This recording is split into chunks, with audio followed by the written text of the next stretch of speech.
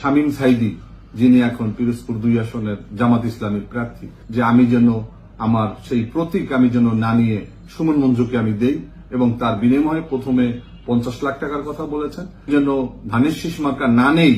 এজন্য গভীর রাতে আমার বাসার এরিয়াতে গাড়ি নিয়ে শামীম সাইদি, যিনি এখন পিরোজপুর 2 আসনের জামাত ইসলামীর প্রার্থী, তিনি রাতে এসেছিলেন সুমন মঞ্জুরের পক্ষে।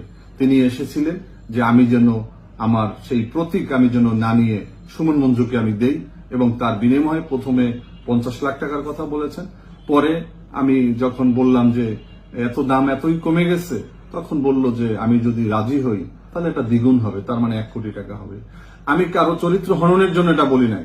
যদি কারো অবিশ্বাস থাকে তারা শামীম সাইদির কাছে প্রশ্ন করুক তিনি আসছিলেন কিনা। তিনি আমার কাছে যদি না এসে থাকেন, আমার কাছে যদি টাকার কথা না বলে থাকেন, তিনি বলুক। কিন্তু আজকে মানুষের ভুল বোঝার কোনো সুযোগ নেই। আমি কারো বিরুদ্ধে কিছু বলিনি। তার মানে আমাদেরকে রাজনীতি থেকে দূরে রাখার জন্য আমাদের বিরুদ্ধে অর্থ পর্যন্ত আমার বিরুদ্ধে লেলিয়ে দেওয়া হয়েছিল।